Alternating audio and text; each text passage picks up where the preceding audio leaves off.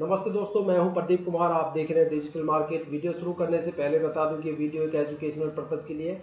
अगर आप कोई भी फाइनेंशियल इन्वेस्टमेंट करते हो तो अपने फाइनेंशियल एडवाइजर से सलाह जरूर लें या फिर अपनी सोच समझ के साथ ही इन्वेस्टमेंट करें। अगर आपको स्टॉक मार्केट में कोई भी फाइनेंशियल लॉस होता है तो उसके लिए ये वीडियो रिस्पॉन्सिबल नहीं रहेगी। तो चलो दोस्तों, वीडियो शुरू करते हैं। देखो, आज हम यहाँ पे बात करने वाले पीटीसी इंडिया लिमिटेड स्टॉक के बारे में। पीटीसी के नाम से ये स्टॉक एनएससी और बीएससी में लिस्टेड है। 238 रुपए 60 पैसे के साथ ये स्टॉक, इसका लाइव करंट प्राइस चल रहा है। साथ में 19 रुपए 29 पैसे के साथ ये स्टॉक आज अपर सर्किट में लग गया। इस टाइम की सबसे अपडेटेड न्यूज यही है कि भाई ये स्टॉक एक अपर सर्किट के साथ यहाँ पे एक जबरदस्त खास मतलब एक अच्छे पॉजिटिव मोमेंटम के साथ इस स्टॉक में आपको अपर सर्किट देखने को मिला।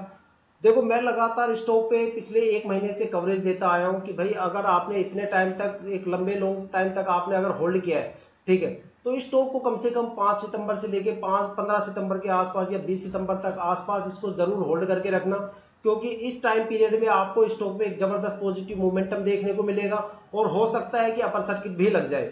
देखो, यहाँ पे ये जो अपर सर्किट लग रहा था, इसकी जो हमने एनालिसिस थी काफी टाइम पहले यहाँ पे दी थी, कम से कम 20-25 दिन पहले ही हमने इसकी एनालिसिस निकाल के दे दी थी और लगातार हम यहाँ पे कवरेज भी दे रहे थे। लेकिन मेरे विजिटर्स और मेरे जो यूजर्स है, पता नहीं कैसे बार बार एक ही चीज का कमेंट कर रहे हैं कि भैया पता नहीं कौन सी एनालिसिस करते हो आप, या आपकी जो एनालिसिस है बिल्कुल फेक है, आप पता नहीं कहाँ से डेटा निकाल के आते हो, ब्रह्मांड का सबसे अलग ही डाटा आप निकाल के लेके आते हो।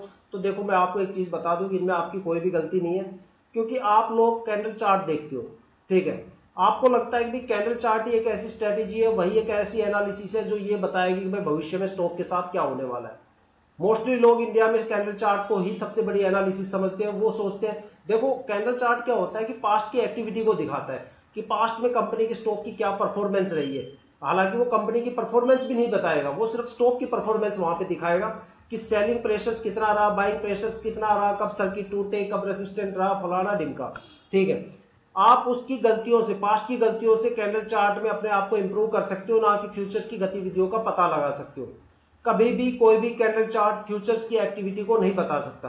दूसरी सबसे बड़ी चीज, अगर आप फंडामेंटल और क्वार्टरली रिजल्ट देख के ये अनुमान लगाते हो कि ये स्टॉक दौड़ेगा, तो भी आप सबसे ज्यादा गलत हो, क्योंकि फंडामेंटल और क्वार्टरली रिजल्ट कंपनी की प्रोग्रेस को दिखाते हैं, ना कि स्टॉक मार्केट की प्रोग्रेस को दिखाते हैं, मतलब उस स्टॉक की प्रोग्रेस को दिखाते हैं।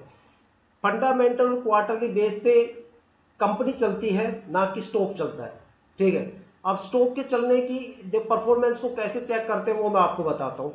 देखो, हर एक गाड़ी को चलने के लिए फ्यूल की जरूरत होती है, डीजल, पेट्रोल, सीएनजी की, ठीक है। इसी तरह स्टॉक को चलने के लिए भी एक फ्यूल की जरूरत होती है, जिसको हम लिक्विडिटी बोलते हैं, ठीक है।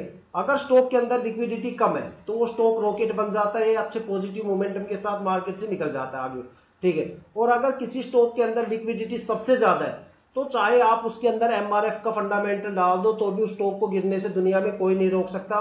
यस बैंक का आप यहाँ पे एग्जांपल देख सकते हो, थॉमस कुक का देख सकते हो, सिंटेक्स का आप देख सकते हो। अपने फील्ड के सबसे बड़े दिग्गज थे ये स्टॉक। यस बैंक को तो लोग ब्लैक डायमंड के नाम से मार्केट में जान बोलते थे।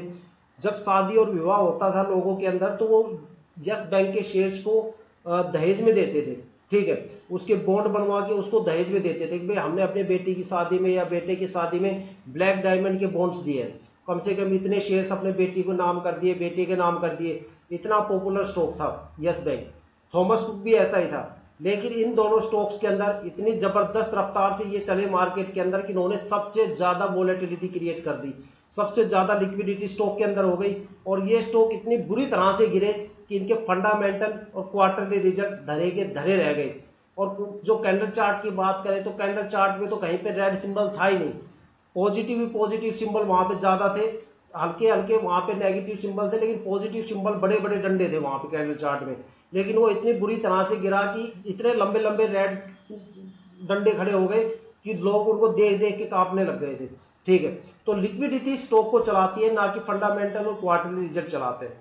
मैं लगातार इस पे कवरेज भी देता आया था। दो सबसे बड़े ऐसे फैक्टर थे जिसकी वजह से स्टॉक के अंदर एक जबरदस्त फ्लक्चुएशन बना हुआ था। वो दोनों फैक्टर्स क्या थे उसके बारे में मैं आपको बताता हूं।